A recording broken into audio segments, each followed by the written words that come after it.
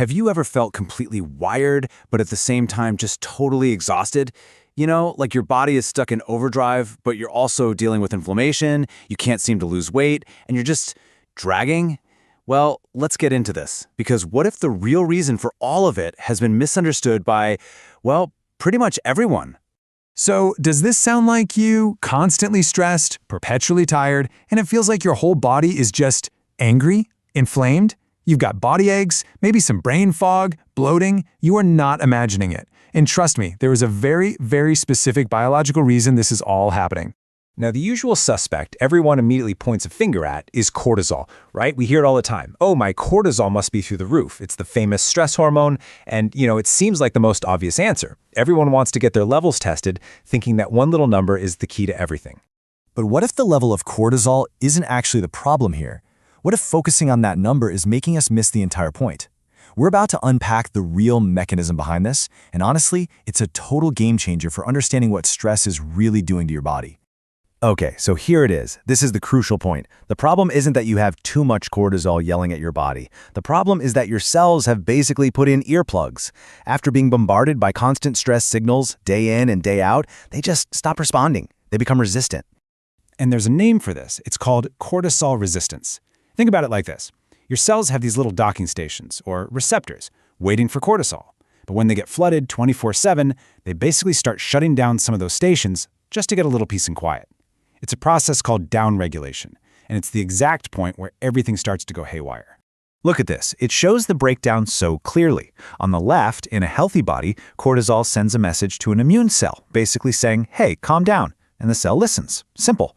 But look at the right. With a cortisol-resistant cell, that same calm down message is sent, but it's completely ignored. The cell just keeps on raging.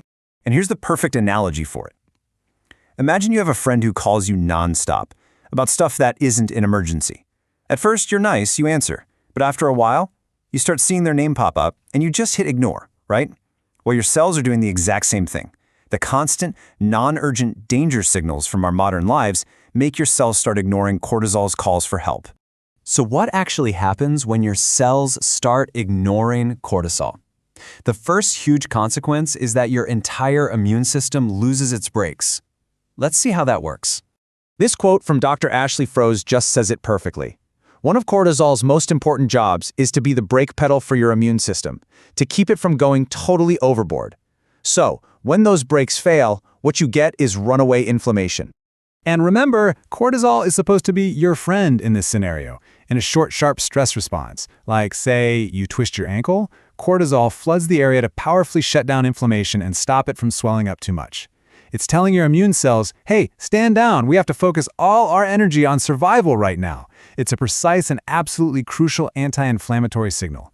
The trouble begins when that signal just never, ever turns off. And when that signal gets ignored, the whole system backfires. Your immune system starts acting like you're under attack 24/7, even when you're just sitting at your desk worrying about emails. This is why chronic stress actually feels like something. It's why you have the body aches, the chronic pain, that crushing fatigue, the brain fog.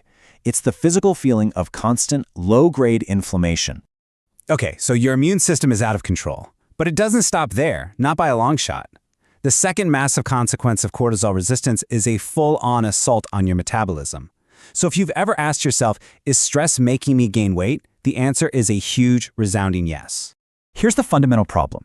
Your stress response is ancient. It was designed for one thing: running away from a tiger. In that scenario, your body dumps sugar into your blood for instant energy, and you use that energy to escape.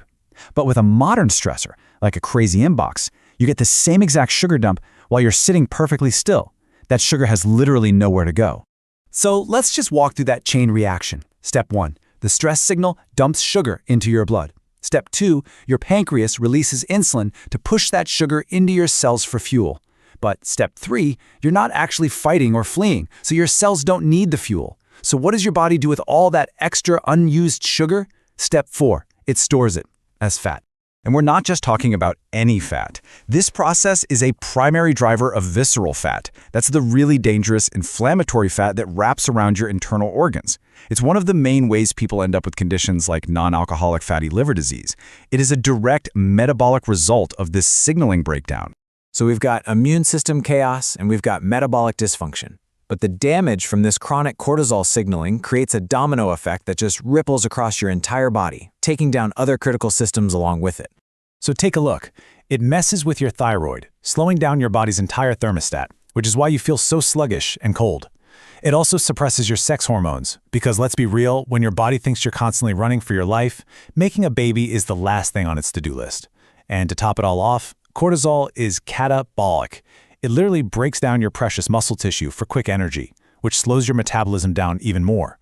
I mean, from every single angle, it's metabolic sabotage. But listen, this right here is the most important takeaway of all. Your body isn't broken. You are not failing. Your systems are responding perfectly, exactly the way they were designed to. They're just responding to a signal that doesn't match your reality. They think you're in constant mortal danger. And that is the empowering part. Once you really get that the core issue is the signal, not a broken machine, the entire question changes. It's no longer, what's wrong with me? But instead, okay, now that I understand the signal, how am I going to change the message my body is receiving?